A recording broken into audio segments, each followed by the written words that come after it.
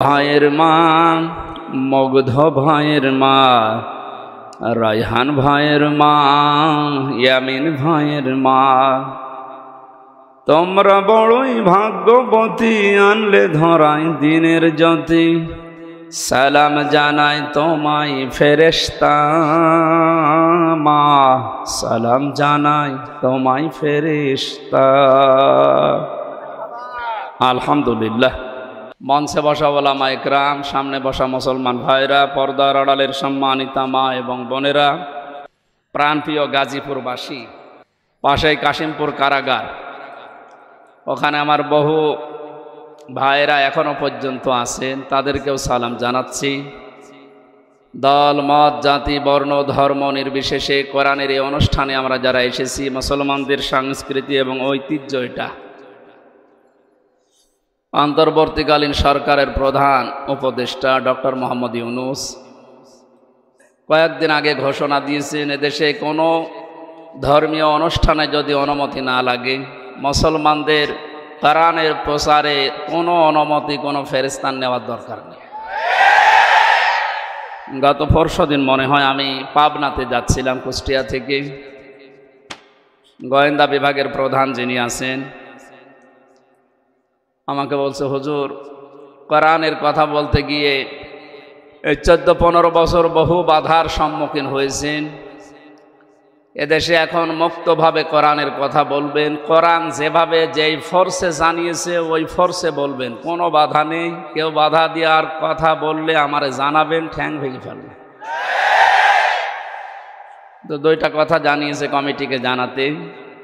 এক নম্বরে মহিলাদের প্যান্ডেল যেন আলাদা হয়, আর ওখানে কোনো পুরুষ যেন দায়িত্ব না থাকে। 2 নম্বরে ওনাদের জন্য আলাদা অজু এবং টয়লেটের যে ব্যবস্থাগুলো ওয়ান টাইম হলেও যেন অন্তত মানুষ বুঝে 8টা 10টা 15 20টা এগুলো কমিটি করে দেয়। আপনি আগে এটা জানিয়ে দেবেন। আপনাদের মাহফিলের মাধ্যমে সারা দেশে যেখানে তাফসির মাহফিল, ওয়াজ মাহফিল নেওয়া আছে আমি জানিয়ে দিলাম, আপনারা এই কাজগুলো করবেন। কোরআন প্রচারে, কোরআন প্রতিষ্ঠায় এখন আশা করছি সামনে আর কোনো বাধা আমাদের থাকবে না, যদিও ষড়যন্ত্র বসে নেই। গতকালকেও একটা ষড়যন্ত্র হওয়ার পায় তারা চলছিল, আমাদের ছাত্র বন্ধু যারা আছে তারা রুখে দিয়েছে। এর কয়েকদিন আগে আর একটা হয়েছিল বিচারপতি দিয়ে, সেইটাও রুখে দিয়েছে। আমার মনে হয় যাই হচ্ছে, আল্লাহ রাব্বুল আলামিন সে কাবা শরীফ ধ্বংস করতে যারা এসেছিল, সে আবাবিল পাখি দিয়ে যেমন সাহায্য করেছিলেন, পদে পদে জালেমদেরকে বিদায় দেওয়ার পরে যা হচ্ছে আল্লাহ নিজে মনে হয় হাতে করে করছেন। ইদা জা নাসরুল্লাহি ওয়াল ফাত, হে নবী, যখন সাহায্য আসবে আল্লাহর, আপনি তখন বিজয় দেখতে পাবেন। আল্লাহর এই সাহায্য ছাড়া আমাদের এই বিজয়, আমার যেটা মনে হয়, সম্ভব না। বিজয়ের ঘোষণা দেওয়ার পরে আল্লাহর আয়াত ছিল, অরাআইতান নাসা ইয়াদখুলুনা ফি দীনিল্লাহি আফওয়াজা। সাহায্য আসবে, আপনি বিজয় দেখতে পাবেন। শুধু এতটুকুই না, বিজয় যখন আসবে আপনাদের, আপনি দলে দলে পালে পালে ইসলামী মানুষ প্রবেশ করছে, এই দৃশ্য দেখতে পাবেন। আমার তো মনে হচ্ছে যে দৃশ্য আরম্ভ হয়েছে এই 18-20 দিনে। আর কোরআনে কারিম প্রতিষ্ঠার জন্য যারা একামতে দিনের দায়িত্ব পালন করছে বা করবে সামনে, অগ্রণী ভূমিকা যারা পালন করছে ময়দানে, এনাদের যে অ্যাক্টিভিটিস বা ইখলাস, যে শ্রম তারা দিয়ে যাচ্ছে মানবতার জন্যে, বিশেষ করে জামাত ইসলামী বাংলাদেশের শ্রদ্ধাভাজন আমির ডক্টর শফিকুর রহমানের এ বৃদ্ধ যুবক না, এই বয়সে যে শ্রম দিচ্ছে। আমরা যে সময় কোরআনের কথা বলার জন্য, শোনার জন্য বসছি, এই সময়ে বাংলাদেশে আমাদের প্রতিবেশী নামে কলঙ্ক যারা, তাদের আগ্রাসনের কারণে প্রায় 12-13টা জেলা এখন পানির নিচে। উনি যেভাবে কাজ চালিয়ে যাচ্ছে, প্রতিদিন প্রতিনিয়ত নতুন নতুন বিষয়, এ বাংলাদেশ তার কাছ থেকে আমার মনে হয় কিছু শিখতেছে। এই অবস্থায় ঐক্যের ডাক দিয়ে ৭৫টার উপরে শুধু ইসলাম নিয়ে যারা দল করে, রাজনীতি করে এই দেশে, তাদেরকে সব এক জায়গায় করার চেষ্টায় আছে এবং সফলও হচ্ছে। এই কঠিন মুহূর্তে এখনো পর্যন্ত যদি ছোটখাটো বিষয়গুলো আমাদের ভেতর থেকে অহংকার, হিংসা, তাকাব্বুরি এবং মনের ভেতরে যে কালিমাগুলো আছে দূর করতে না পারি, আবার কোন জালেম এসে যদি চেপে বসে ও পাথর সরানো কিন্তু কিয়ামত হয়ে যাবে। একটা উদাহরণ পড়ছিলাম, একটা হোস্টেলে ১০০ জন ছাত্র থাকে, প্রতিদিন তাদেরকে নাস্তায় সিঙ্গাড়া দেওয়া হয়। সিঙ্গাড়া নাম শোনেননি? তো ২০ জন এসে নালিশ দিয়েছে হোস্টেল সুপার যিনি আছে তার কাছে যে আমরা এই সিঙ্গাড়া আর খাবো না, আমরা অন্য কিছু চাই নাস্তায়। উনি চিন্তা করলেন একবারে তো হুট করে বন্ধ করা যায় না, সবাইকে ডাক দিয়ে বললেন যে যা খেতে চাও কাগজে লিখে দাও। একবারেই ২০ জন হাত তুলেছে যে আমরা সিঙ্গাড়া খাবো না। সিঙ্গাড়া খাবো না বলে যারা আদেশ দিচ্ছে বা আহ্বান জানাচ্ছে এদের সংখ্যা মাত্র ২০ জন। কয়জন এখনো বাকি আছে বলেন? এর ভেতরে হয়তো ১৬ জন লিখে দিয়েছে যে আমরা রোল চাই, ১৫ জন লিখে দিয়েছে হয়তো যে পাউরুটি কলা চাই। এভাবে দেখতে দেখতে শেষ পর্যন্ত দেখা গেল যে ২০-এর উপরে আর পার হচ্ছে না। ২০-এর বাইরে যারা ছিল তারা কি সংখ্যায় কম না বেশি? কত বেশি বলেন তো? ৪ ভাগ। কত বেশি? এরপরেও কারোরটা পাস হয়নি, হয়েছে কারটা? ওই ২০ জনেরটা। এই জন্য আমাদের অবস্থান সামনে কিন্তু এরকম আসতেছে। আমরা নিজেদের ভেতরে কাদা ছড়াছড়ি করে ভুল বুঝে এতদিন যা করেছি ওটা আমরা একা করেছি তা না, আমাদেরকে করানো হয়েছে। আমি গোয়েন্দা বিভাগদের কাছ থেকে বহু তথ্য পেয়েছি এই ৩ বছর জেলে থাকার কারণে। ওখানে তো সব রাজা, মহারাজা, মহারথী ওখানে আছে। ওনারা জানিয়েছে যে ইসলামকে এ দেশে যেন দাঁড় করাতে না পারে, সেই জন্যেই ছোটখাটো বিষয় নিয়ে মানুষের ভেতরে মতভেদ তৈরি করার জন্য জেনারেল মানুষগুলো যা করে করুক, হুজুর ছাড়া, টুপিওয়ালা ছাড়া এরা যেন এক জায়গায় হতে না পারে। যদিও সংখ্যায় এরা একেবারে কম না। কম নাকি? আমার মনে হয় এদেশে আমরা যারা শুধু টুপি মাথায় দেয় আর কারো লাগার কথা না, শুধু টুপিওয়ালা মানুষগুলো যদি এক হয়ে যায় আর ওদের ষড়যন্ত্র যদি কাছে না লাগে, দায়িত্বে যিনি ছিলেন এতদিন ৪১ সাল টার্গেট দিয়েছিলেন, অতদিন লাগবে না, ৪১ ঘন্টায় দেশে ইসলাম দাঁড় হয়ে যাবে ইনশাআল্লাহ। দিন যেভাবে যাচ্ছে এবং বিভিন্ন জেনারেল মানুষগুলো, এমনকি আজকে ৩ জন হিন্দুকে দেখলাম, তারা ডাক্তার শফিকুর রহমানের হাতে হাত দিয়ে ইসলামী আন্দোলন করবে, জামাত ইসলামী বাংলাদেশে ওরা অলরেডি যোগ দিয়েছে। মূর্খ মানুষ না তারা, প্রত্যেকেই শিক্ষিত, সবগুলো বিশ্ববিদ্যালয় থেকে অনার্স মাস্টার্স করা। তারা বুঝতেছে যে এই জামানা যা শুরু হয়েছে, ১৫ বছর যা দেখলাম, মানবতার ফেরিওয়ালা বিভিন্ন মানুষের নামে আমরা শুধু শুনেছি, বাস্তবে তাদেরকে দেখি নাই। যেটা এখন দেখতে পাচ্ছি ডাক্তার শফিকুর রহমানের ভেতরে। এই যে পাশেই কারাগার, আমি ছিলাম এখানে ৩টা বছর। ডাক্তার শফিকুর রহমান সাহেব ৪ তলায় ছিলেন, আমরা ছিলাম, উনি 2 তলায় ছিলেন, আমরা ছিলাম 4 তলায়। ডক্টর সাথে 4 দিন ছিলাম। যে ব্যবহার আমি পেয়েছিলাম, ওনার যে আচরণ, ওনার যে আমল বা ওনার যে অবস্থান, ওনার ইমানের আমলের, আমরা হাজারো আলেম ছিলাই, ওই পর্যায়ে আমরা এই জেনারেল মানুষের কাছে হেরে গেছি। ওনার এক একটা সেজদায় কেটে যেত ৪৫ মিনিট, 1 ঘন্টা করি, আর 1 ঘন্টায় আমাদের 10 রাকাত নামাজ হয়ে যায়।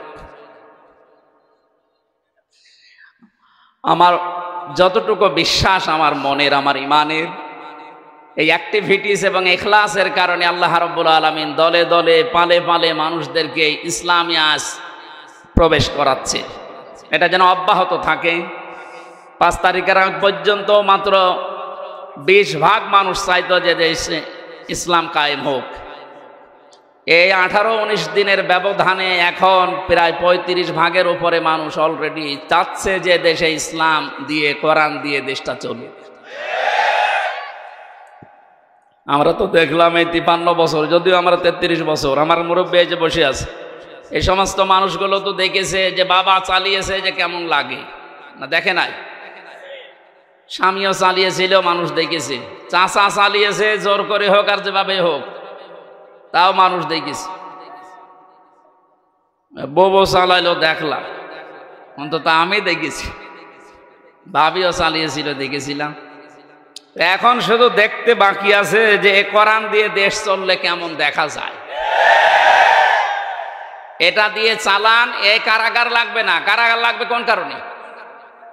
এটা দিয়ে চললে অপরাধ হলে যে সঙ্গে সঙ্গে বিচার হয়ে যাবে, অপরাধ শেষ। এখানে বছরের পরে বছর মানুষকে কারণে অকারণে আপনি আটকিয়ে বেকার কষ্ট দেবেন কোন কারণে? আমি যে সিঙ্গাড়ার উদাহরণ দিলাম, 100 জনের মাত্র 20 জন চায়, 80 জন মানুষ থাকার পরেও তাদেরটা পাস হয়নি।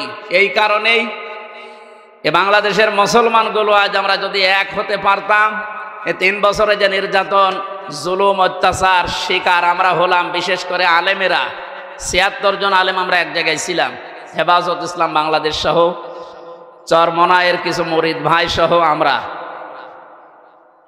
একজন হিন্দু ছিলেন জেলার, এ লোকটা আমার সামনে একটা মুসলমানকে, দাড়িওয়ালা মানুষকে একটু মনে হয় কমান্ড মানে নাই, এই জন্যে লোক দিয়ে যেভাবে পিটিয়েছে, ওই সময় মনে মনে হচ্ছিল যে এদেশে 96 ভাগ মুসলমান আর মাত্র 4 ভাগ ওরা।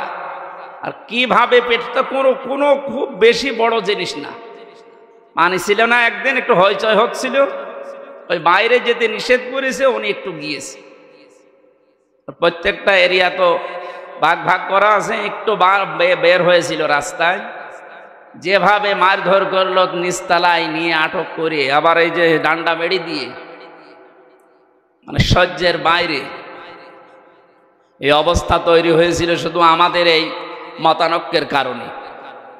আল্লাহ রাব্বুল আলামিন ওই দৃশ্য যেন আর কোনোদিন আমাদের দেশে সামনে নিয়ে না আসে। আমরা যেন দেখতে পাই যে আল্লাহর এই কালাম দিয়ে আমাদের এই 56,000 বর্গ মাইল চলছে। আশপাশে যারা শত্রুতা করার, ষড়যন্ত্র করার দুঃসাহস দেখাচ্ছিল, ডক্টর মোহাম্মদ ইউনূসের এক ধমকে অনেকেই থেমে গেছে, কিন্তু তারা গোপনে চালাচ্ছে। তাদের তো পেছনে ভয় আছে 7 সিস্টার, যদি একবার ভেঙে যায়। ওরা যেমন বাংলাদেশ পাকিস্তান থেকে ভাগ করেছিল, এখন পাকিস্তান আর বাংলাদেশ মিলে ভারতকে টুকরা টুকরা করে ছাড়বে,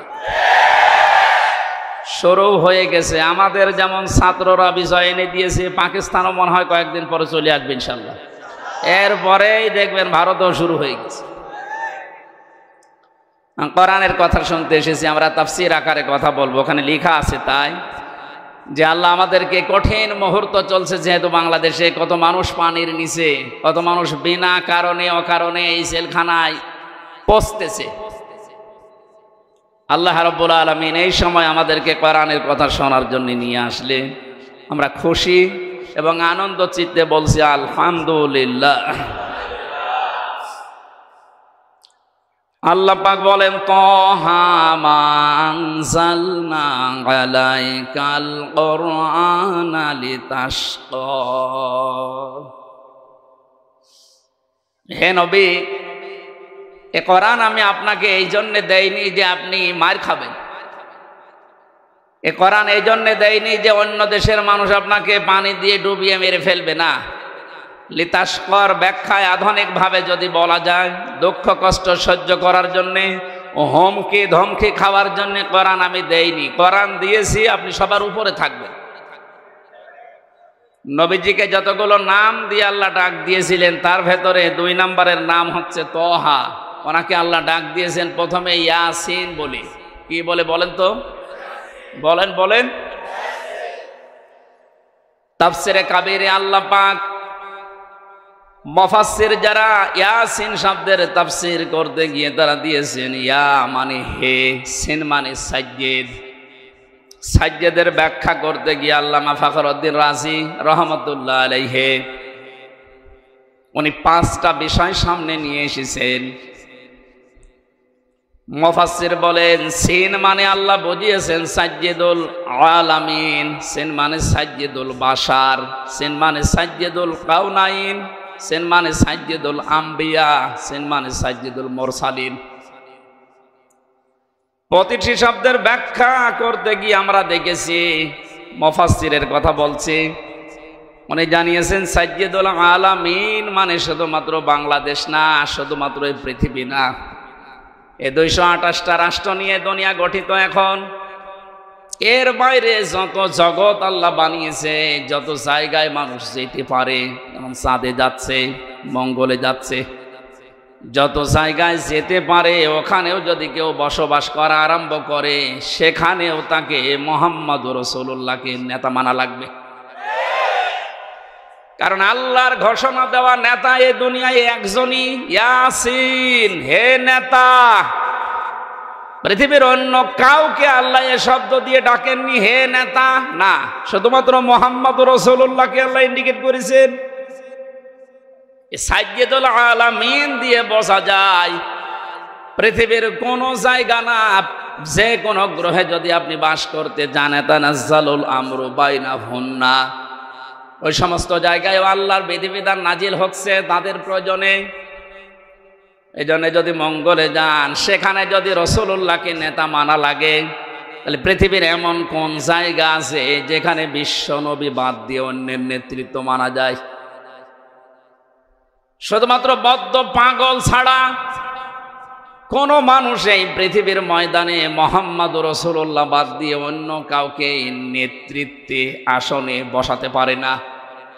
এই শব্দটা বারবার উচ্চারণ করছি আমি খেলা করার জন্য না। গাজীপুরবাসী খুব খেয়াল করে শোনেন, এটা দুনিয়ার সাথে যদি সম্পর্কিত হতো, আল্লাহর কসম আমি এ জায়গায় বলতাম না, এটা সম্পর্কিত আখিরাতের সাথে। আল্লাহ পাক জানিয়েছেন ময়দানে মহাশারে মানুষ যখন হাজির হবে, ওই সময়ে মানুষকে আমি বিচারের কাঠগড়ায় দাঁড় করানোর জন্য 3টি স্টেপে সাজাবো। প্রথমেই মানুষকে ডাক দেওয়া হবে আল্লাহর সামনে দল দল করে। কোরআনে কারীম জানাচ্ছে অকুল্লুহুম আতিহি ইয়াউমাল কিয়ামাতি ফারদা। সূরা মরিয়মের 95 নম্বর আয়াত। আল্লাহ পাক বলেন কিয়ামতে প্রতিটি মানুষকে আমি আল্লাহর সামনে দাঁড় করাবো স্রেফ একা একা। কয়জন করি? এদের স্বাধীন হয়ে গেল কয়েকদিন আগে, দ্বিতীয় স্বাধীনতা বলা হচ্ছে। এরপরে অনেক ভণ্ড এখনো বসে নেই এই কথাটাকে কোরআনের বিরুদ্ধে পুরা উল্টা সাজিয়ে মানুষকে এখনো ধোকা দিয়ে বোকা বানাচ্ছে। কোনো চিন্তা করবা না, চিন্তা নেইও, আমরা আছি, পার করে দেব।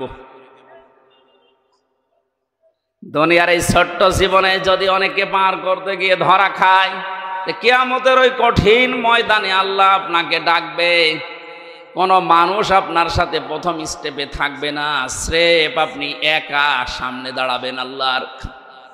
একটু নিজের দিকে তাকিয়ে পেছনের জীবনের দিকে একটু হিসাব মিলান তো। সত্যিই যদি আল্লাহ আপনাকে ডাক দিয়ে বলে পড় ইকরা কিতাবাকা কাফা বিনাফসিকা লিয়াউমা আলাইকা হাসিবা। সূরা বানী ইসরাঈলের 14 নম্বর আয়াতে আল্লাহ জানিয়েছেন এটা পড়, জান্নাতে যাবি না জাহান্নামে যাবি কারো জিজ্ঞাসা লাগবে না, তুই নিজেই যথেষ্ট। এখানে যত আসামি জেলখানায় আছে গাজীপুর কাশিমপুর সহ, প্রত্যেকটি আসামিকে আদালতে তোলার সময় বিচারক কিন্তু জিজ্ঞাসা করে তার অপরাধ সম্পর্কে, যেটা করেছেন কিনা। বিশেষ করে 164 যখন নেয়, ম্যাজিস্ট্রেট কিন্তু জিজ্ঞাসা করে যা যা বললেন আপনি এগুলো করেছেন কিনা।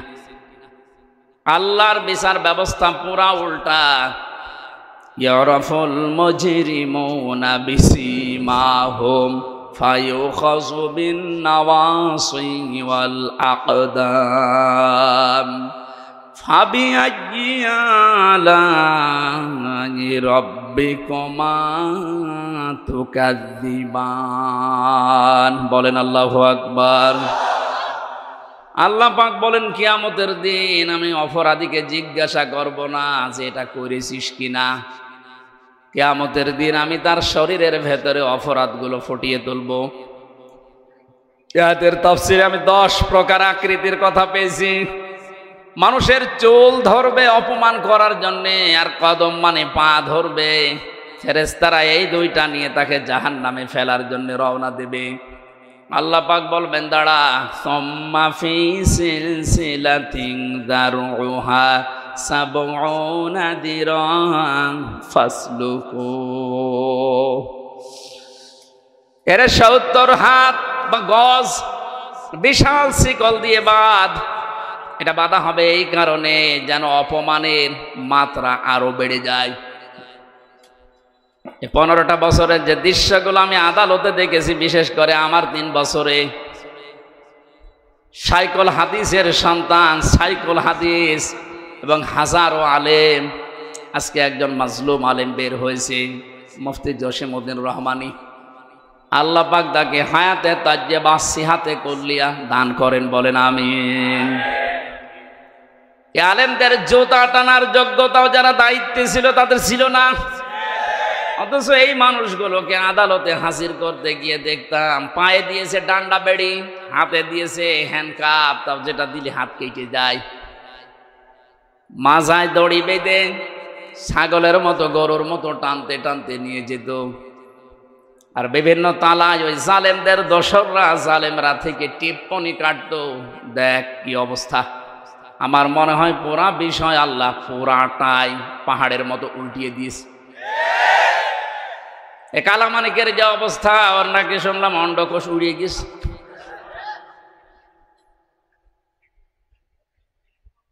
এ শয়তানটা বিশ্ব নন্দিত মুফাসসিরে কোরআন শহীদ আল্লামা দেলাওয়ার হোসেন সাইদি রহমতুল্লাহ আলাইহি, তাকে ফাঁসি দেওয়ার জন্য যে গর্ববোধ করেছিল যে আমি তাকে ফাঁসি দিয়েছি।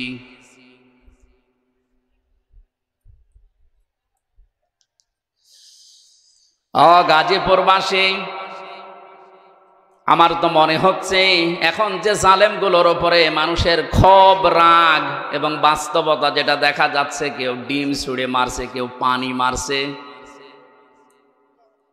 কেউ কেল ঘুষিত ফিরিয়ে আসে।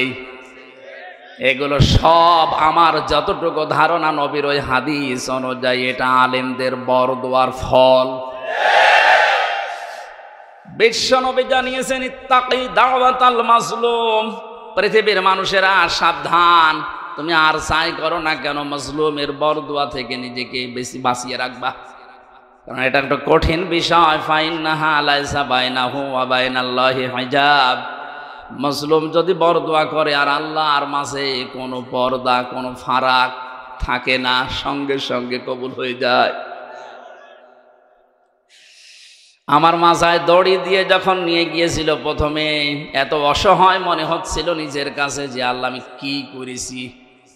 পায়ে দিয়েছে ডান্ডা বেড়ি, হাতের ভেতরে এখানকার মাজার ভেতরে সে এত মোটা মোটা দড়ি। 2-3 জন 4 জন পুলিশ হাত ধরে রাখে, আর একজন টানতেছে, মাঝে গরু টেনে নিয়ে যাচ্ছে। দুনিয়ায় যদি আল্লাহ এটা উল্টিয়ে দেখাতে পারে, আখিরাতের বিচার তো আলাদা। এই জন্য কিয়ামতে আপনি একা দাঁড়াবেন, কোনো সাক্ষী লাগবে না। আপনার শরীরের ভেতরে ওই বিষয়গুলো আল্লাহ ফুটিয়ে তুলবে। ফাম্মা মান উতিয়া কিতাবাহু বিয়ামিনি, আমল নামা যদি আল্লাহ হাতে দিয়ে বলে পড়, ডান হাতে যারা পাবে ফায়াকুলু হাউ মকরাউ কিতাবিয়া, নিজে আনন্দ পাবে আর মানুষকে বলবে দেখো কি সুন্দর রেজাল্ট আমি পেয়েছি। বাংলার মানুষেরা, পাশে যেহেতু কারাগার, হাজারো মানুষ এখন যারা আছে, আমি যেহেতু নিজের বাস্তবতা বলছি, হাজার হাজার মানুষ এই জেলখানায় তো প্রায় এক জায়গায় 10,000 আছে, এখন মনে হয় আরো বেশি। এ মানুষগুলো এই মাগরিবের পরে, এশার পরে এদের অনুশোচনা শুরু হয়। সবাইকে উদ্দেশ্য করে বলছি, আমরা যে যা করছি দুনিয়াতে, কিয়ামতের ময়দানে বইটা হাতে দেওয়ার পরে পড়তে পারবেন তো? এজন্য নিজের ব্যক্তিগত জীবনকে আগে সংশোধন করা আরম্ভ করেন। আমি নিজের থেকে এখন শুরু করব। আমি যদি সত্যি এখনই মারা যায়, আমার এই 33 বছরের যে রেকর্ড আল্লাহ আমাকে দেখাবে, আমি যেন সম্মুখে পড়তে পারি, এরকম কাজ এখন থেকে আরম্ভ করব। জীবনের আসল সফলতায় তো ওইটা, ফামাং সুহসিহানিন নারি ওয়া উদখিলাল জান্নাতা ফাকাদ ফাজ। আল্লাহ পাক বলেন ওই লোকটার জীবন তো সফল, যাকে আস্তে আস্তে জাহান্নামের কাজগুলো ছেড়ে দেওয়ায় আর জান্নাতের কাজের দিকে আমি আল্লাহ তাকে এগিয়ে দেই। সুতরাং এমন আমল, এমন কাজ, এমন বই আমি তৈরি করতে চাই, যেটা কোটি কোটি মানুষের সামনে আমি মানুষকে পড়ে শোনাতে পারবো। বলেন আমিন। কিয়ামতে যেহেতু সর্বপ্রথম আল্লাহ বিচার ব্যবস্থায় আপনাকে আমাকে একা ডাকবে, স্রেফ কেউ থাকবে না। সূরা মরিয়মের এই 95 নম্বর আয়াত অনুযায়ী যদি এখনো কেউ ধোকায় পড়ে থাকেন যে না আমার বাবা আছে বাঁচাবে, এই আয়াত অনুযায়ী এটা পুরা মিথ্যা আশ্বাস। কথা বলেন না কেন? কেউ থাকবে না পাশে, আপনি স্রেফ একা থাকবেন। বিচারের দ্বিতীয় স্টেপে আল্লাহ এবার ডাকবে, ইয়াউমা নাদউ কুল্লা উনাসিম বিইমামিহিম। সূরা বানী ইসরাঈল 82 নম্বর আয়াতের 72 নম্বর আয়াতের প্রথম অংশে আছে। আল্লাহ বলেন কিয়ামতে এবার আর তোকে একা না, তোকে ডাক দেব আমার দরবারে তোর নেতার সাথে। কার সাথে? এটা যদি কেউ রাজনীতি মনে করেন, আপনার কপালে আগুন লাগবে। আল্লাহ পাক বলেন কিয়ামতে আমি তোকে তোর নেতার সাথে ডাক দেব। ও গাজীপুরবাসী, নিজের মনকে প্রশ্ন করেন তো, আপনি যে নেতার আদর্শ মেনে চলেন, ওকে যেহেতু আল্লাহ আগে ডাকবে, এরপরে পেছনে আপনাকে, আপনার কি মনে হয় এখন আপনি যার পেছনে এখনো পর্যন্ত আছেন, ওই লোকটা যদি সামনে থাকে আল্লাহ কি মাফ করবে বলে মনে হয়? আপনি এখনই যদি বলেন না, আপনি তো ধরা খাবেন। ও বলছে ঠিক, ও ধরা খাবে, তাও ঠিক। ধরা যেন খাওয়া না লাগে, এই কারণেই তো রাইফি সাহেবে আয়োজন দিয়েছে, কোরআন দিয়ে শোনানোর জন্যই লিখেছে তাফসীরুল কোরআন মাহফিল। আমি তো কোরআন দিয়েই বলছি, একটা কথাও বাইরের বলেছি। সুতরাং আহ্বান জানাচ্ছি, আমি বড় দরদ নিয়ে, মায়া নিয়ে, আমি দেখতে পাচ্ছি কোরআন আর হাদিসের চোখ লাগিয়ে যে আপনি ধরা খাবেন। এখনো পর্যন্ত অনেক জালেম, জালেমের দোসর এখনো স্ট্যাটাস দিয়ে যাচ্ছে। আমার মনে হয় যার মনের ভেতরে বিন্দু পরিমাণ একটু বিবেক, একটু অনুশোচনা কাজ করে, তার সামনে যদি শুধু আয়না ঘরটা ভেসে আসে, কোনোদিনও জালেমের পক্ষে স্ট্যাটাস দেওয়ার কথা না। মর্মান্তিক বিষয়, আপনি একটু ভাবেন শুধু। আমি মাঠের নিচে ছিলাম, কি অসহায় মনে হয় নিজেকে, তাও তো আমার একটু বড় জায়গা ছিলাম, কিন্তু ব্যারিস্টার আমান আজমি ভাই সহ যারা ছিলেন ওদের কবরের মতো জায়গায় রেখে দিত। এই জুলুমের সাথে যারা জড়িত, এখনো যদি বিশ্বাস না হয়, যারা দায়িত্বে আছে তাদেরকে বলবো, এই আয়না ঘরটা টুরিস্ট স্পেস হিসাবে রেখে দেন, মানুষ যেন, তামাম দুনিয়ার মানুষ বোঝে যে এই পৃথিবীতে একজন জালেম ছিল। এটা জুলুমের একেবারে সর্বোচ্চ পর্যায়। এটা বেঁচে থাকা মানুষও জানে না। আপনি যদি মেরে ফেলে সংবাদ দিয়ে দিতেন যে অমুককে মেরে ফেলেছি, তাহলে তার বউটা অন্য জায়গায় বিয়ে করতে পারত, তার ছেলে মেয়ে বসতো যে বাপ মারা গেছে। কি অবস্থা বলেন তো ব্যারিস্টার আরমানের, তার স্ত্রীকে আপনি কি জবাব দেবেন কিয়ামতে? আয়না ঘরের সাথে যারা জড়িত ছিলেন, যদি ব্যারিস্টার আরমানের বউ আপনাকে মাফ না করে, কোরআন হাতে নিয়ে বলছে আপনি চির জাহান্নামী, কেউ পারবেন আপনাকে বাঁচাতে। হ্যাঁ, আল্লাহ বলেন আল্লাহ পারবে না, কারণ আল্লাহ পাক ছেড়ে দিয়েছে ব্যারিস্টার আরমানের বড় উপরে। এটা হক্কুল ইবাদের ভেতরে 8টা বছর স্বামী থেকে আপনি তাকে আলাদা করে রেখেছেন, ও জানতোই না যে দুনিয়ায় আছে।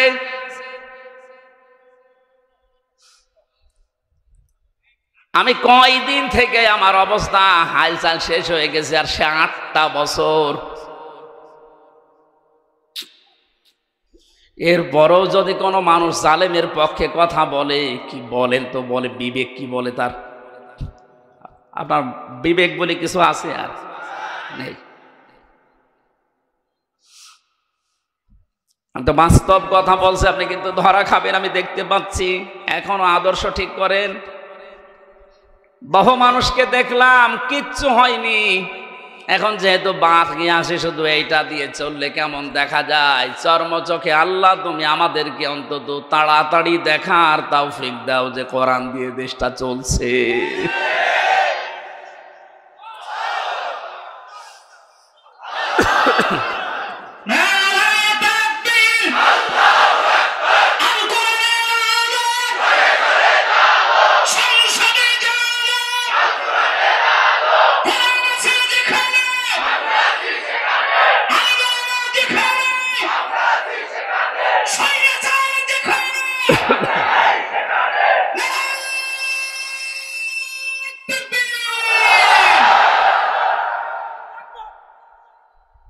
অন্য কোনো দিকে না নিয়ে বিবেকের দিকে নিয়ে যান। আমি আপনাকে বাঁচাতে চাই।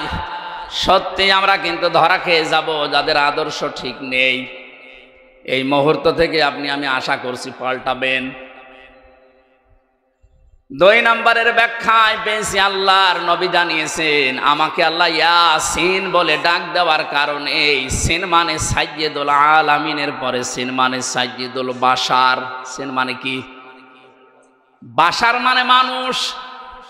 মানুষ পদবাচ্যে যারা বিবেচিত, এ কথা যারা সুবহানাল্লাহ আলহামদুলিল্লাহ লা ইলাহা ইল্লাল্লাহ, সুবহানাল্লাহ আলহামদুলিল্লাহ লা ইলাহা ইল্লাল্লাহ, লা ইলাহা ইল্লাল্লাহ মুহাম্মাদুর রাসূলুল্লাহ। এজন্য মানুষ আমরা যারা দাবি করছি, এখনই সিদ্ধান্ত পাল্টিয়ে যান যদি এর আগে ভুল করেও থাকেন, যে আমি এখন থেকে যতদিন আছি মুহাম্মাদুর রাসূলুল্লাহ ছাড়া কাউকে আদর্শ মানি না, মানব না। সাইয়্যিদুল কাওনাইন শুধু এই জগতে না, আমার আরেকটা জগৎ আছে, ওখানেও লাগবে তাকে। কিয়ামতের সুপারিশ করার জন্য আল্লাহ সর্বপ্রথম যাকে অনুমতি দেবেন তিনি আমাদের নেতা মুহাম্মাদুর রাসূলুল্লাহ, যার অনুমতি ছাড়া আল্লাহর বানানো জান্নাতে যাওয়া যাবে না। এখনই তাকে ঠিক করে তারপরে মরেন। তিনি শুধু সাধারণ মানুষের না, সাইয়্যিদুল আম্বিয়া, নবীদেরও নেতা ছিলেন। শুধু নবী না, সাইয়্যিদুল মুরসালিন, রাসূলদেরও তিনি আদর্শ ছিলেন, নেতা ছিলেন। আল্লাহ পাক তাকে প্রথমে এই নামে ডাক দিয়েছেন ইয়াসিন। 2 নম্বরেই বলেন তোহা, এটা নবীজির নাম। রাসূলুল্লাহকে আল্লাহ সম্বোধন করেন মানসালনা আলাইকাল কুরআনা লিতাশকা। হে নবী, আপনাকে আমি কোরআনটা এই জন্য দেইনি যে আপনি অপমান হয়ে থাকবেন, অপদস্থ হবেন, না খেয়ে থাকবেন, বন্যার পানিতে ডুবেই মরে যাবেন না। কোরআন দিয়েছি এগুলো সব মোকাবেলা করার জন্যে। জোরে বলেন সুবহানাল্লাহ। এটা মোকাবেলা করার জন্য যদি কোরআন দিয়ে থাকেন, তাহলে কোরআনকে ওই পর্যায়ে নিয়ে যাওয়া লাগবে যেখানে কোরআন গেলে চিন্তা থাকে না, দুঃখ থাকে না।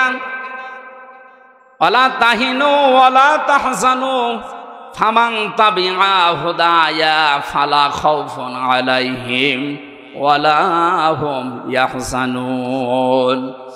আমার পাঠানো হেদায়েত যদি অনুসরণ করতে পারো, অনুসরণ করা যায়, যেখানে গেলে ওই জায়গায় যদি নিয়ে যেতে পারো। প্রশ্ন আসতে পারো অনুসরণ তো করি, হ্যাঁ। আজ আমাদের অনেকের ঘরে ঘরে কোরআন শরীফ আছে, কিন্তু যেখানে থাকা দরকার ওই জায়গায় না থাকার কারণে আজ হাজারো মানুষ জায়েজ জিনিস জায়েজ জানার পরও মানতে পারছি না।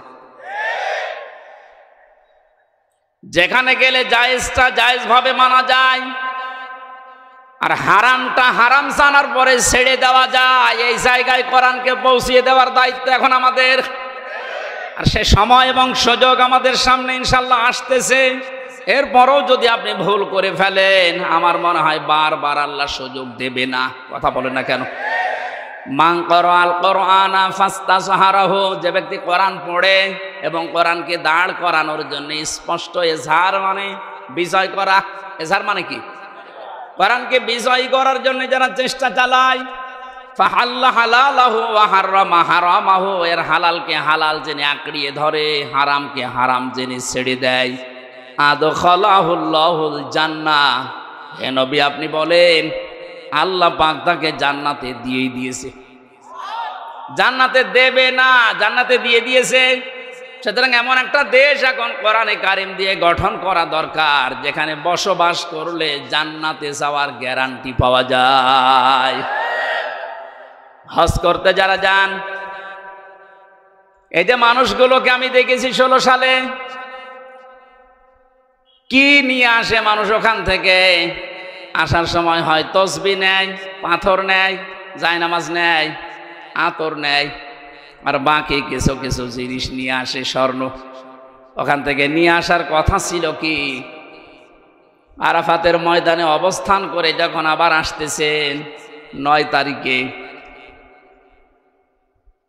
মুজদালিফার যে ময়দানটা আছে, লক্ষ লক্ষ নারী পুরুষ খোলা আকাশের নিচে, কোনো অভিভাবক লাগবে না, একা একা শুয়ে আছে, পাশে যুবতী মেয়ে আছে। কোনোদিন কারো আজ পর্যন্ত সাহস হয়নি যে একটু তাকায়। কথা বলে না কেন? যেমন তেমন মেয়ে লোক না, বিশ্ব সুন্দরী যারা, তারাও শুয়ে আছে। এ কঠিন পরিস্থিতিতে যদি কোনো মানুষ আজ পর্যন্ত এটা প্রমাণ করতে না পারে যে এখান থেকে 5টা মেয়ে হাইজ্যাক হয়ে গেছে, শুনেছেন কোনোদিন? 5টা মেয়ে সম্ভ্রম হারিয়ে ফেলেছে, শুনেছেন কোনোদিন? 5টা ধর্ষণের শিকার হয়েছে, শুনেছেন? আপনি এটা নিয়ে আসতে পারেন না। কোরআনের নিয়মটা থাকার কারণে যদি খোলা আকাশের নিচে মরুভূমির ভেতরে এত বড় একটা নিরাপত্তা গ্যারান্টি পাওয়া যায়, 56,000 বর্গ মাইল যদি এইটা দিয়ে চলে, পুরাটাই আমার মনে হয় আল্লাহ মুজদালিফার মতো নিরাপত্তা দিয়ে দেবে। এজন্য আমাদের আসল কাজ হবে এখন এইটাকে উপরে তোলার চেষ্টা চালাচ্ছে যারা, আল্লাহ তাদের এই চেষ্টার ভেতরে যেন ইখলাস আরো বাড়িয়ে দেন, তাদের শরীর স্বাস্থ্য আল্লাহ যেন সুস্থ রাখেন। সবাই বলেন আমিন। দরুদ পড়ছি, সালাম পাঠাচ্ছি আমাদের নবী মুহাম্মদ রাসূলুল্লাহর উপরে, যিনি আর্থ মানবতার মুক্তির জন্য দুনিয়াতে এসেছিলেন।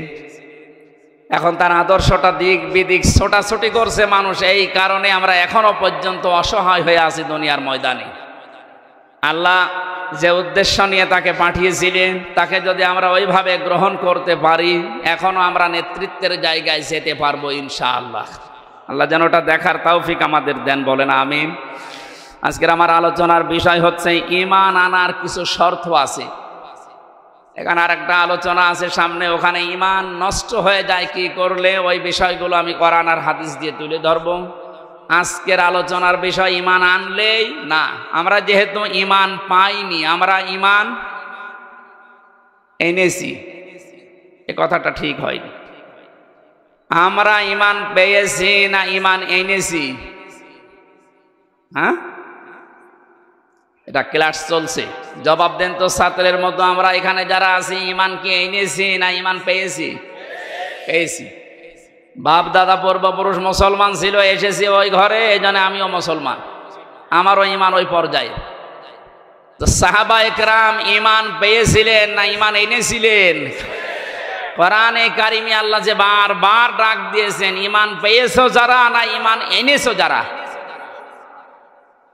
ইন্নাল্লাযীনা আমানু, নিশ্চয় যারা ঈমান পায়, কি যারা ঈমান আনে। তাহলে ঈমান আনার বিষয়, ঈমান যদি কেউ আনতে চায়, বিশ্ব নবীকে আল্লাহ জানিয়েছেন, হে নবী তারা যেন আপনার কাছে আসে যারা ঈমান আনবে বলে 6টা বিষয় তাদেরকে জানাবেন, যে এই 6টা হচ্ছে ঈমান আনার শর্ত। সূরা মুমতাহিনার 12 নম্বর আয়াতে আল্লাহ এই দলিলগুলো দিয়েছেন। বিশ্ব নবীর কাছে যে মেয়েরা আসতো বায়াত নেওয়ার জন্যে, নবীজি জানিয়েছিলেন পর্দার আড়ালে বসো, তোমাদেরকে আমি বায়াত দিতে রাজি আছি, কিন্তু 6টা বিষয় ওয়াদা করে যাও যে জীবনে কোনোদিন করবা না। আর যারা দায়িত্বে আছেন, উপদেষ্টা মণ্ডলীতে যারা আছেন, কয়েকজন মাত্র হিন্দু, বাকি সবই যেহেতু মুসলিম। আর ধর্ম উপদেষ্টায় যিনি আছেন তিনি বিশিষ্ট একজন আলেম,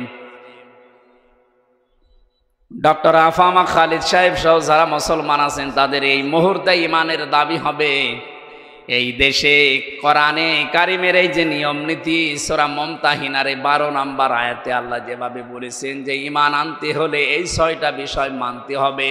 আমার মনে হয় ওনারা 3 মাস টার্গেট নিয়েছেন। 3 মাসের ভেতরে এই 6টা যদি প্রতিষ্ঠা করা যায়, যেখানে বাংলাদেশ যাওয়ার কথা চলে যাবে। এই 19-20 দিনের অবস্থার পরিবর্তন দেখছেন না? এর আগেও তো বন্যা হয়েছিল, তারপরও তো এখনো পর্যন্ত একটা নিয়ম নীতিও আমরা কোরআন থেকে পাইনি, শুধু চলার চেষ্টায় আছে। ওই সময়ের বন্যায় ব্যক্তিগতভাবে কিছু মানুষ কিছু করত, আর যারা দায়িত্বে ছিল তারা লোক দেখানোর জন্য কিছু করেছিল।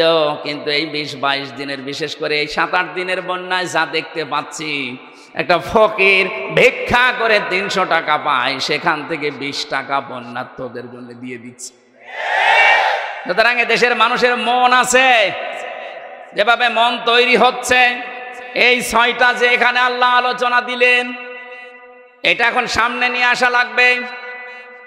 বায়াত শব্দটা আল্লাহ এখানে দিয়েছেন, কোরআনে কারীম জানাচ্ছে ইয়া আইয়ুহান নাবিয়্যু ইযা জাআকাল মুমিনাতু ইউবাইয়ুনাকা। হে নবী, মুমিন নারীরা যখন আপনার কাছে আসবে, যারা ঈমান আনতে চায় যে আমি মুসলমান হব, আমি ঈমানদার হব, আপনার কাছে যারা বায়াত নিতে চায়, আপনি তাদেরকে 6টা বিষয় পরিষ্কার করবেন যে তোমরা মানবা কিনা বলো। যদি এই 6টা বিষয় তারা গ্যারান্টি দিতে পারে, তারা আমি আল্লাহকে গফুর আর রহিম হিসাবে পাবে। বলেন আল্লাহু আকবার। দেখেন তো, আমরা যারা ঈমানদার বলে দাবি করেছিলাম, এখনো করছি, সামনে করবেন, এই 6টা বিষয় আমরা মানতে পারি কিনা। 1 নম্বরে আল্লাহ ঘোষণা দিয়েছেন আলা আল্লাহ ইউশরিকনা বিল্লাহি শাইআ। হে নবী, তাদেরকে জানান তোমরা দুনিয়া আর যাই করো না কেন, শিরিক করবা না, আল্লাহর সাথে অংশীদার স্থাপন করাবা না, তার সাথে পার্টনারশিপ করা যাবে না। এই কথাটা যেহেতু পৃথিবীর যত জাতি আছে মুসলমান বাদ দিয়ে সবার বিরুদ্ধে যায়, এই জন্য আয়াতের ব্যাখ্যা করলে দুনিয়ায় মুসলমান বাদ দিয়ে যত জাতির লোকেরা আছে তারা আমাকে শত্রু মনে করে। আল্লাহর সাথে পার্টনারশিপ করা, শিরিক করা, এটা শুধুমাত্র মুশরিকরা করেছে তা না, দুনিয়ায় যত জাতি আছে সব আল্লাহর সাথে শরীক করে ফেলেছে। সেটা ইহুদি হোক, খ্রিস্টান হোক, বৌদ্ধ হোক, মুশরিক হোক, কথা বলে না কেন?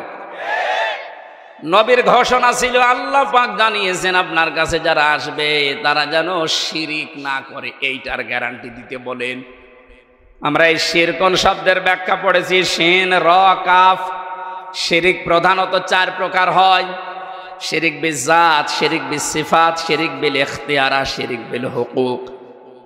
তাফসীরের ভাষায় আমরা ভাগ করে করে দেখেছি, এক একটা 4 ভাগ করে হয়, 4 × 16 ভাগ। এরপরে ওইটা আবার 4 ভাগ করা যায়। শেষ পর্যন্ত আমি মিলিয়ে দেখেছি ফি জিলালিল কোরআনে 120 প্রকার শিরিক এই পৃথিবীতে মানুষেরা আল্লাহর সাথে করতে পারে। পয়েন্ট আকারে বলতে গেলে দেরি হয়ে যাবে, আমি কয়েকটা পয়েন্ট শুধু মনে করাচ্ছি। আল্লাহ যেটা পারে ওইটা অন্য কেউ পারে, এই বিশ্বাস করার নাম শিরিক। আল্লাহকে যে সম্মান দেওয়া হয়, ওই সম্মান অন্য কাউকে যদি কেউ দেয় ওইটা শিরিক। কথা বলেন না কেন? এ জাতিকে অনেকেই সূক্ষ্ম ষড়যন্ত্রের মাধ্যমে বিভিন্ন জায়গায় শিরিকের আমদানি করে জাতিকে মুশরিক বানানোর জন্য উঠে পড়ে লেগেছিল। গুরুত্বপূর্ণ ভূমিকা যারা পালন করেছে, বিভিন্ন দাদাদের কথা শোনার মাধ্যমে, তার ভেতরে শিক্ষা ব্যবস্থায় যে 2 জন ছিল পরপর, এই 2টা কোথায় পৌঁছিয়েছে শিক্ষাকে? কোটি কোটি টাকা খরচ করে একজন মানুষকে বিভিন্ন মোড়ে মোড়ে দাঁড় করিয়েছে। কি সম্মান তার দিলেন আপনি? একটা দিনও যেতে পারেনি। 1:30টার সময় পালিয়েছে, বিকাল হতে হতে সারা দেশের সব দাঁড়ানো মানুষগুলো শুয়ে পড়েছে। এমনকি আমার কুষ্টিয়ার যে দৃশ্য দেখলাম, যেটা এখন শহীদ চত্বর হয়েছে, ওটা মুজিব চত্বর ছিল। ওইটা ভেঙে এত শক্ত, ছাতা ভাঙাও যায় না। বহু কষ্ট করে 3 ঘন্টা চেষ্টা করে করে মাটির সাথে মিশিয়ে দিল। কি পেলেন আপনি? এই যে কোটি কোটি টাকাগুলো, ওগুলো যদি এখন থাকতো, অন্তত ওই টাকা এখন বন্যার্থদের ভেতরে দেওয়া যেত। আর আমার তো কোরআন হাদিস পড়ার পরে ধারণা যা, ওই মূর্তি বানানোর টাকাগুলো যদি আমরা আজ বন্যার্থ এই মানুষদের কাছে দিতে পারতাম, বঙ্গবন্ধুর কবরে মহান আল্লাহ আরো শান্তি বৃদ্ধি করে দিত। ইসলাম না জানার কারণে, আর পাশে যে দালালগুলো ছিল তারা এদেরকে সঠিকভাবে না বোঝানোর কারণে, বিভিন্ন চাপ থাকার কারণে মানুষগুলো শিরিক করেছে, আমাদেরকেও করাতে বাধ্য করেছে। এখন থেকে যেহেতু চাপ নেই, শিরিক এটা মুক্ত হওয়া লাগবে জীবন থেকে। ছোটখাটো অপরাধ যদি হয়, আল্লাহ গফর আর গফফার নামের খাতিরে মাফ করবে আশা করা যায়, কিন্তু শিরিক করলে আল্লাহ মাফ করবে না, বারবার ঘোষণা দিচ্ছেন। গাজীপুরবাসী সহ যারা আছি, এ কথাটা গ্যারান্টি আজকে দেওয়া লাগবে যে আগুনে যদি পুড়িয়ে ফেলেন, যদি টুকরা টুকরা করে ফেলেন, ওই ঝিনাইদহ এমপির মতো করেন, ঝিনাইদহ এমপিকে হিরণ নামে তার পিটিয়ে মেরে উলঙ্গ করে 4 রাস্তার মোড়ে টাঙিয়ে রেখে থাক, এরকমও যদি আপনাকে করে দুনিয়ায়, জেলখানায় মাওলানা মুফতি জসিমউদ্দিন রহমানের মতো 11-12 বছর না, বিশ্বানন্দিত মুফাসসিরের 13 বছরের মতো না, 100 বছরও যদি আপনাকে রেখে দেয়, কোনোদিন আমি শিরিক করব না, এটার গ্যারান্টি নিয়ে মারা যেতে পারলে আপনি জান্নাতি। শিরিকের গোনা বাদ দিয়ে বাকি গোনা আল্লাহ মাফ করবে বলে ঘোষণা দিয়েছেন। এই শব্দটার সাথে সন্তানদেরকে পরিচয় করার কারণে একজন কালো মানুষ, দুনিয়ায় 3 জন কালো মানুষের নাম পেয়েছি আমি তাফসিরে। হযরত ওমরের খাদেম একজন মাহাজা রাদিয়াল্লাহু তাআলা আনহু, আরেকজন এই যে যার নাম আল্লাহ কোরআনে দিয়েছেন তার নামে লোকমান, 3 নম্বর হযরতে বেলাল। এত কালো ছিল এদের চেহারাগুলো, তাদের বর্ণনা পড়েছি তাফসিরে। ঠোঁটগুলো ছিল একেবারে ওই আফ্রিকার মতো ঝোলা মানুষের মতো চেহারা, কালো, এত কালো, হাড়ির তলা কি কালো, তার চাইতে কালো চেহারার যে বর্ণনা বলছি, এটা কি একবার দেখলে আর একবার দেখতে মন চাইবে বলেন? অথচ সে মানুষকে আল্লাহ চিরন্তন করে দিয়েছে কোরআনে, 4 পৃষ্ঠার একটা সূরা দিয়েছে, তার নামে সূরা লোকমান। তিনি কি করেছিলেন এত দুনিয়ায়? তার পুরা জীবনে আমি পড়ে দেখেছি, সর্বপ্রথম তার কাজ ছিল তার সন্তানকে তিনি ডাক দিয়ে এই শিরিকের বিষয়ে আল্লাহর সাথে পরিচয় করিয়েছিলেন। وَإِذْ قَالَ لُقْمَانُ لِابْنِهِ وَهُوَ يَعِظُهُ يَا بُنَيَّ لَا تُشْرِكْ بِاللَّهِ إِنَّ الشِّرْكَ لَظُلْمٌ عَظِيمٌ। স্মরণ করো ওই সময়ের কথা যখন হযরত লোকমান তার আদরের সন্তানকে ডাক দিয়ে বলেছিলেন, হে আমার আদরের সন্তান, তুমি কখনো আল্লাহর সাথে শিরিক করবা না, শিরিক হচ্ছে বড় জুলুম। বাংলার মুসলমানেরা, আমাদেরও এখন উচিত হবে আমাদের আদরের ছেলে মেয়েদেরকে হযরত লোকমানের মতো যদি আল্লাহর সাথে শিরিকের এই বিষয়গুলো 120 প্রকার আছে, এ পয়েন্ট আকারে ধরে ধরে তাদেরকে যদি বোঝাতে পারেন, আপনাকেও আল্লাহ লোকমানের মতো চিরন্তন করে দেবেন। এইটাকে বাইপাস করে আমার সন্তানকে মুশরিক বানানোর জন্য যারা উঠে পড়ে লেগেছিল, আল্লাহ এখন নিজে তাদের শাস্তি দিচ্ছে। কারণ আল্লাহ সব সহ্য করে, শিরিক সহ্য করে না। এই জন্য পৃথিবীতে মুশরিকদের কোনো উন্নতি হয় না, কারণ ওদের প্রতি আল্লাহ নিজে লানত দিয়েছেন। সূরা জুমারে আছে, এত কঠিন কঠিন কথা শিরিকের বিরুদ্ধে আল্লাহ কোরআনে দিয়েছেন। শিরিক করা মানুষের জন্য আল্লাহর বানানো জান্নাত হারাম, এমনকি তাদের কোনো সাহায্যকারীও থাকবে না। এই জন্য বাংলার মুসলমানের এই বিষয়টা খুব সতর্ক হওয়া লাগবে। আর যাই করি জীবনে যেন আমরা শিরিক না করি। শিরিকগুলো এখন একটা একটা করে পয়েন্ট আকারে বললে অনেক সময় লাগবে, আমি শেষ করছি। আপনারা একটু তাফসিরে ইবনে কাসির এই আয়াতে পাওয়া যায় শিরিক, এর ব্যাখ্যা দেওয়া আছে আর ফি জিলালিল কোরআন। 2 নম্বরে চুরি করবেন না, ওয়ালা ইয়াসরিকনা, চুরি করা যাবে না। এখন যারা দায়িত্বে আছে, সামনে যারা আসবে, এটা একটু কঠোর হওয়া লাগবে যে চুরি এই শব্দটা যেন এদেশে না থাকে। এদেশ এমনি দাঁড়িয়ে যাবে, বরং যারা চুরি করেছে, চুরি করে বাইরে যারা টাকা পাঠিয়েছে, ওই টাকাগুলো যে কোনো ভাবে এদেশে নিয়ে আসা লাগবে। যদি দিতে না চায়, তাদের যা আছে এই দেশে স্থাবর অস্থাবর, এমনকি তাদের স্ত্রী সন্তান হলেও এই দেশের খেদমতে লাগানো লাগবে। কারণ ওই চুরি করা টাকা দিয়ে এতদিন বাহাদুরি করেছিলেন, এবার বোঝেন ঠেলা। রাষ্ট্রীয় নিয়ম নীতি ছাড়া যেহেতু সম্ভব না, এই আইনটা যেন পাশ না হয়, এই জন্য বহু মুশরিক এই দেশে চেষ্টা চালিয়েছিল, এমনকি আয়াতকে তারা বর্বর আইন বলে ঘোষণা দিয়েছে। এখন যারা সামনে যাবে তারা যেন এটা একটু মেনে নেওয়ার চেষ্টা চালান। ওয়ালা ইয়াসরিকনা। আজ বাস্তবতা পুরো ভিন্ন দেখছি। এত ভালো মানুষ মনে করতাম যাদের, তারা অন্যের বউ নিয়ে রাত কাটিয়েছে। আরে দরবেশ, এত বড় দাড়ি, আর অন্যের বউ জোর করে তালাক দিয়ে নিজের কাছে নিয়ে এসেছে। বলেন সুবহানাল্লাহ। দরবেশের যদি এই হয়, বাকি যেগুলো নমো, এদের চরিত্র কোথায় গিয়ে পৌঁছিয়েছে? আর এরা আলেমদের বিরুদ্ধে ধর্ষণ মামলা দেয়।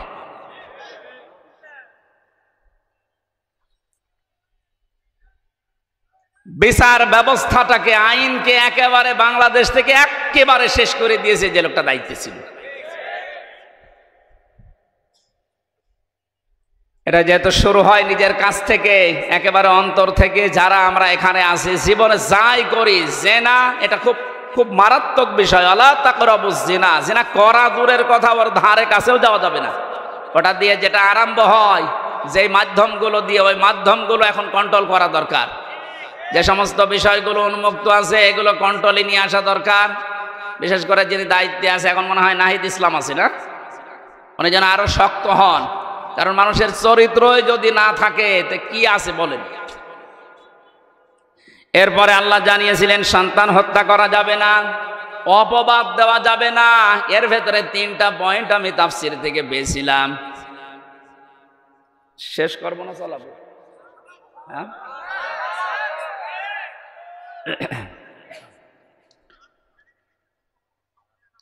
ভালো ভালো কোনো কাজ যদি যারা দায়িত্বে আছে তারা আঞ্জাম দিতে চায়, তাদের এই ভালো কাজে কোনোদিন অবাধ্যতা প্রকাশ করা যাবে না। এই 6টা গ্যারান্টি আপনি আপনার এই যারা আসতেছে এদের কাছে নেন। তারপরে বলেন যে তোমাদের ঈমান তোমরা এনেছো। আল্লাহ আমি সহ যারা এখানে আছি, এই বিষয়গুলো সামনে নিয়ে এসে কাজ